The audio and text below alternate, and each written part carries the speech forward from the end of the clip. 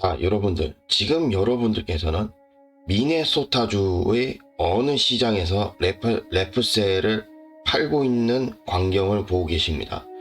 자, 그래서 오늘 말씀드릴 주제, 음식으로 보는 역사, 평평한 모양의 말랑말랑한 노르웨이의 전통빵 랩셀에 대해 한번 말씀드려 보도록 하겠습니다.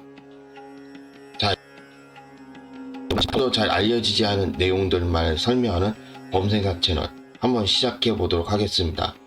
자, 오늘 제가 방송하기로 한 주제는 바로 과거 노르웨이의 바이킹 시대 때부터 요리해 먹었다던 납작한 빵에 대해서 방송해 보기로 했는데, 이름이 랩셀이라고 해서 과거 노르웨이에서 요리해 먹던 빵인데, 이게 나중에 돼서는 오늘날까지도 미국에서도 노르웨이의 빵이 유명한 걸로 그렇게 알려져 있는데, 그러니까는 미국 같으면 이제 미네소타주 그런 데에서 이제 랩셀을 요리해 먹는 걸로 그렇게 알려져 있는데, 미국에서도 노르웨이 빵이 유명해진 이유에 대해서는 잠시 좀 간략하게 설명해드리자면은, 나중에는 노르웨이 이민자들이 미국에 정착해서 살게 되는데, 노르웨이 사람들 중에서도 그거는 오늘 방송을 통해서 자세하게 알아볼 수 있을 것 같습니다. 그래서 오늘 방송하기로 한 노르웨이의 전통빵 랩셀에 대해 한번 설명해 드려보자는 말이죠. 랩셀은 전통적인 부드러운 노르웨이의 플랫브레드며 감자볶음으로 만들고 다용도 밀가루를 넣을 수 있으며 버터, 우유, 크림 또는 라드를 넣는다고 하는데요.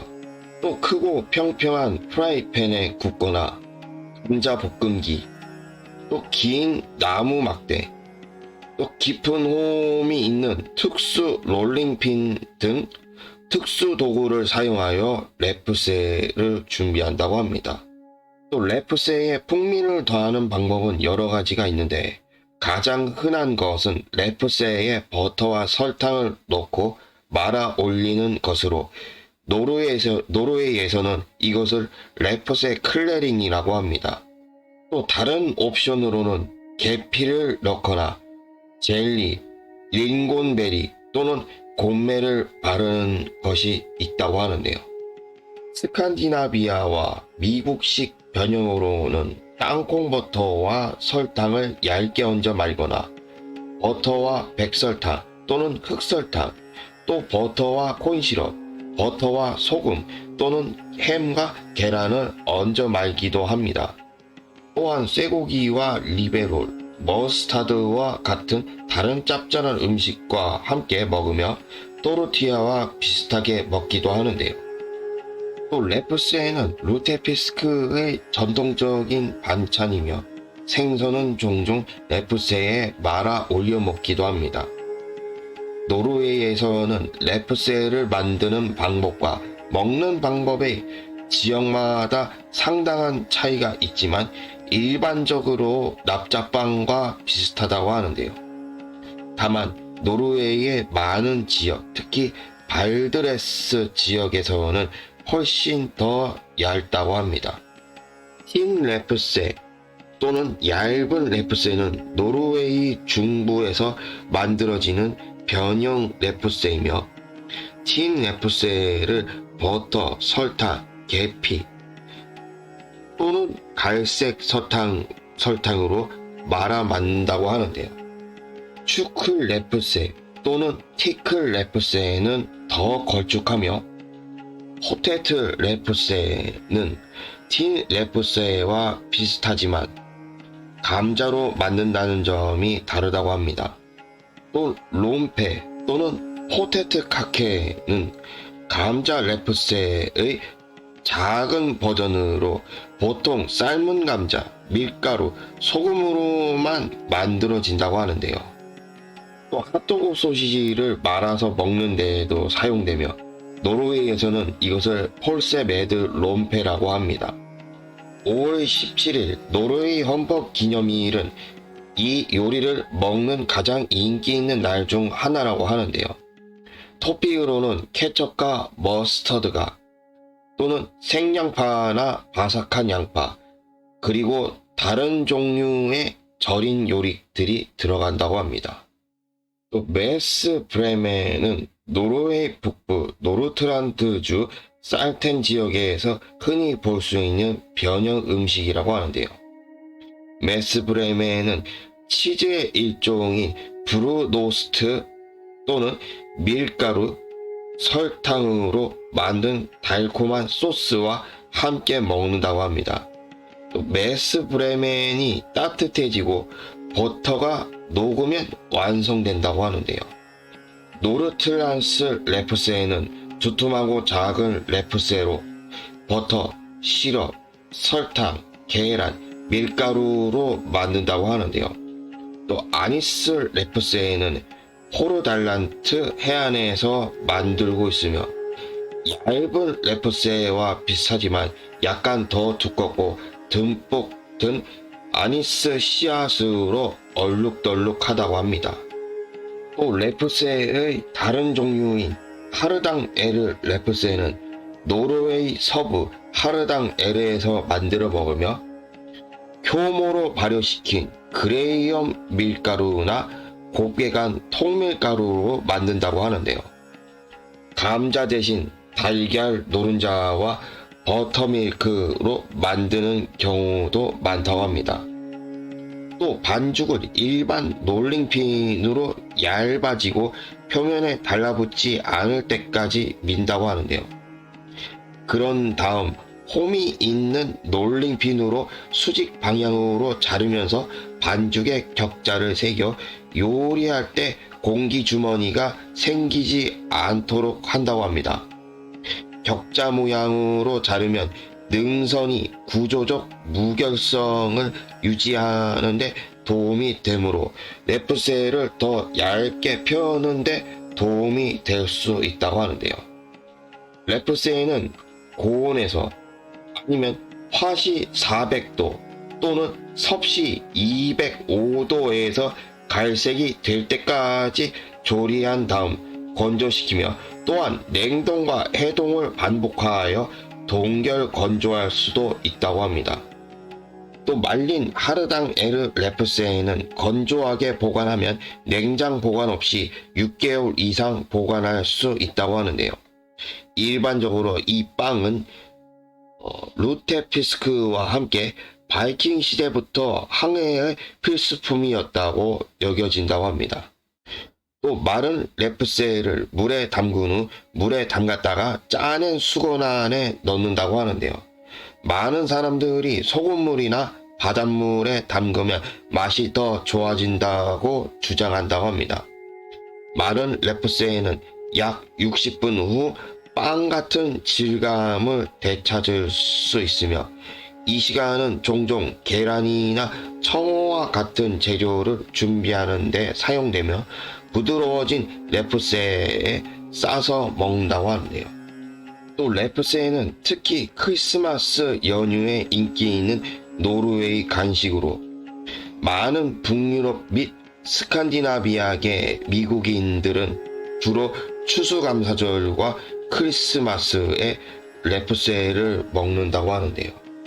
중서부에서는 거의 항상 감자로 랩세를 만들지만 노르웨이에서는 반드시 그런 것은 아니라고 합니다.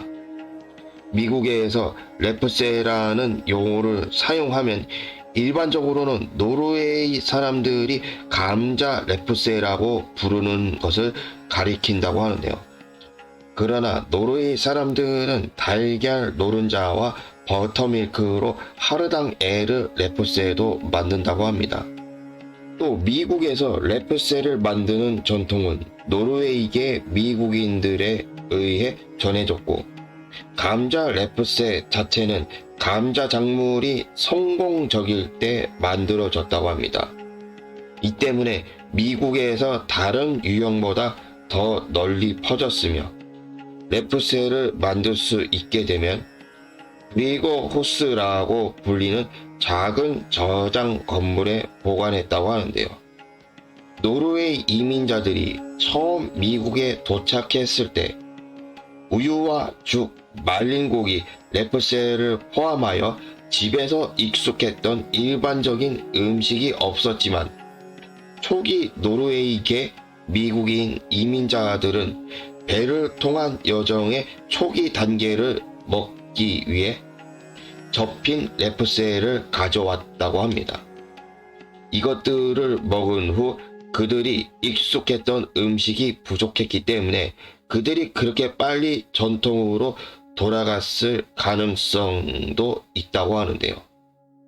제1차 세계대전 중 최전선에 있는 병사들에게 식량을 공급하기 위해 미리 필요했기 때문에 미국인들은 애국심을 고취하기 위해 감자를 먹도록 장려했다고 합니다. 노르웨이계 미국인들의 주식인 랩셀은 이 시기에 매우 자주 먹었다고 하는데요. 오늘날 노르웨이에서는 일반적으로 랩셀을 일상 식사와 함께 먹지는 않지만 노르웨이계 미국인들은 전통적으로 랩셀을 저녁 식사와 함께 먹는 것을 중요하게 여긴다고 합니다. 또 랩셀은 전통적인 명절 활동으로 더욱 즐겁기 때문에 가족 구성원들이 함께 모여 랩셀을 만드는 경우가 많다고 하는데요. 또한 이 모임은 젊은 세대에게 전통을 계승하는 교육의 장을 마련해 준다고 합니다. 또 노르웨이의 아들들은 젊은 세대에게 랩셀을 만드는 법을 가르치는 롯지를 운영하고 있다고 하는데요. 워싱턴주 밴쿠버에 있는 한 롯지는 매달 최대 60파운드, 즉 27kg의 감자를 랩셀 만드는 데 사용한다고 합니다.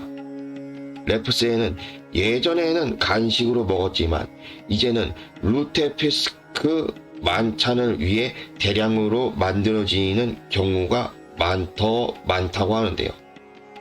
일부 전문 랩셀 제작자는 시간당 85에서 100개의 랩셀을 압연할 수 있으며 최대 140개까지 압연할 수도 있다고 하는데요. 오늘날 노르웨이에서는 대부분 가족이 랩셀을 만들기보다는 구매하는 경향이 있다고 합니다. 오늘날 노르웨이계 미국인은 크리스마스에 랩셀을 만드는 것을 전통으로 여기지만 점점 더 많은 가족이 매장에서 구매하는 추세라고 하는데요.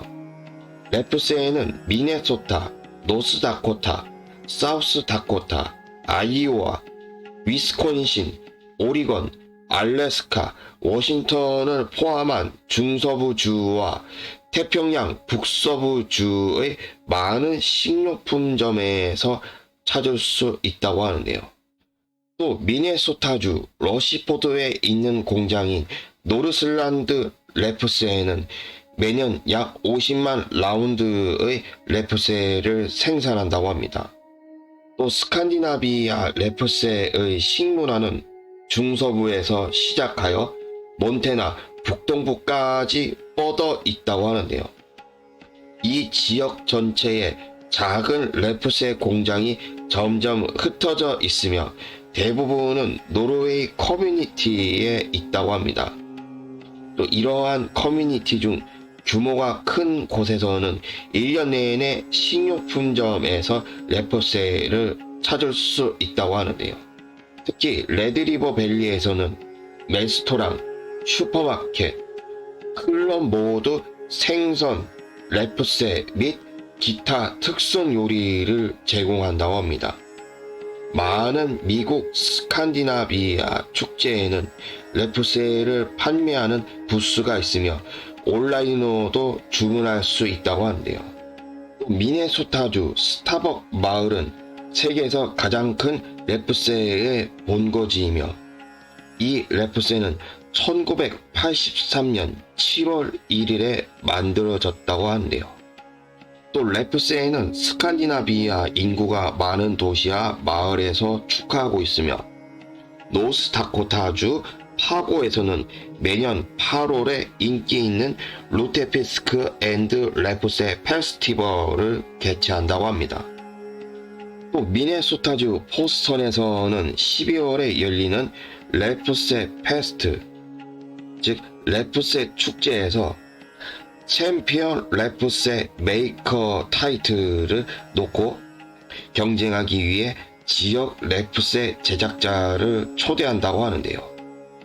또 미네소타주 맨케이토에서는 스칸디나비아계 미네소타인들이 추수감사절 다음 일요일에 랩세를 요리하는 날인 랩세 데이, 즉 랩세의 날을 축하한다고 합니다.